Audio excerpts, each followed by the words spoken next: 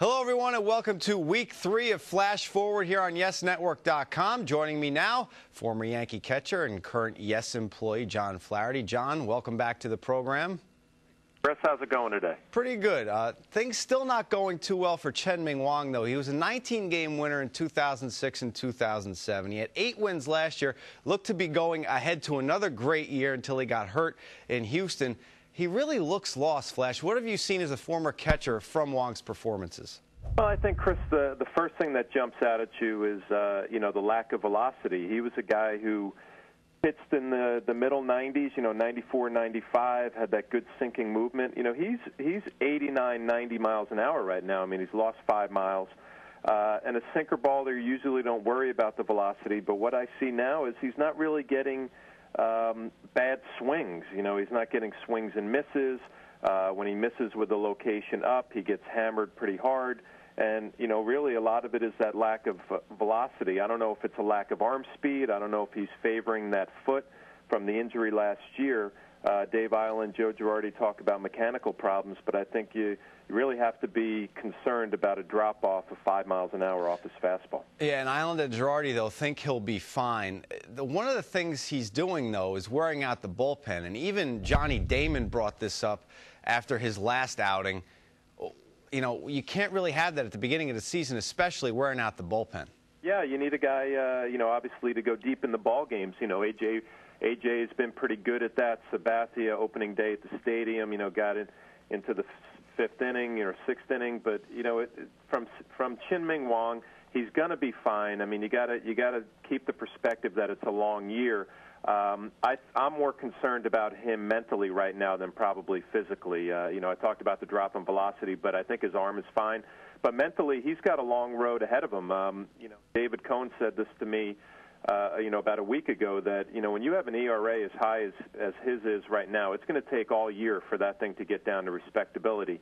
And it's not an easy thing for an athlete to look up on the scoreboard and see that high ERA or a low batting average. So, Wang has a lot of work ahead of him. All right, this week the Yankees welcome in the Oakland A's and a familiar face, Jason Giambi, back to the Bronx. How do you see this series shaking out?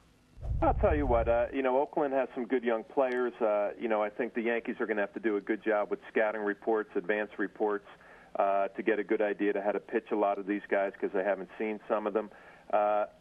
Jason Giambi, I'm excited for him coming back to the Bronx. He'll get a look at the new Yankee Stadium, and I fully expect that he's going to get a nice ovation from the crowd, as he should. I mean, he was, you could say a lot about his Yankee career. It was up, it was down, but the one thing that was constant, he was a real good guy, a good teammate, and I think the fans enjoyed him. So I look forward to Andy Pettitte setting the tone for this series. All right. Now, Flash, when you came to the Yankees, did you have that same kind of reception when you went back to Tampa? What's that like for a player? It's, it means something. You definitely pay attention to it, because I think, first of all, obviously you want to do well out on the field. You want to perform. You want to have good years all the time. And it doesn't happen like that. You have good years, you have bad years. But like I said, with Jason and, I felt like myself in Tampa Bay, you try to carry yourself the right way. You try to be accountable. You try to develop a relationship with the fans.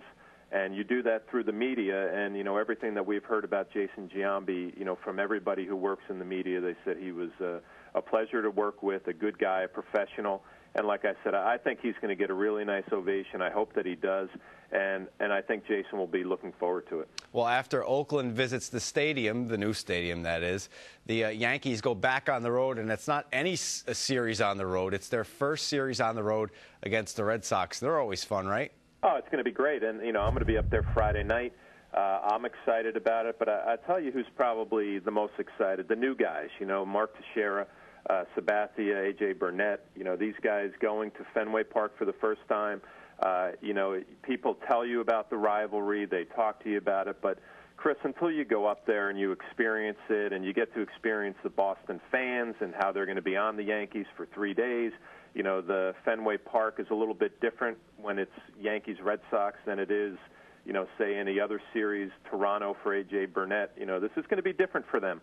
And I think those guys are kind of looking forward to the series, looking forward to how they settle into this rivalry? You know, are they going to step up and have a good weekend, or are they going to get off to a poor start and then they're going to hear about it? So I'm excited to see how those guys do this weekend. You had a walk-off winner against the Red Sox. Is that one of your favorite Yankee memories? Oh, without a doubt. And you know what? The Yankee fans wouldn't have remembered it if that game was against the Toronto Blue Jays. But, you know, anything that happens, Chris, against the Boston Red Sox, you know, it gets a lot of attention. The Yankee fans remember it. The Boston fans remember it. And, you know, if you can have one swing against a team, you'd want it to be against the Boston Red Sox. Now, just for my own edification, Flash, your nickname, you know, it conjures up the 1980 movie Flash Gordon. Do you remember that at all?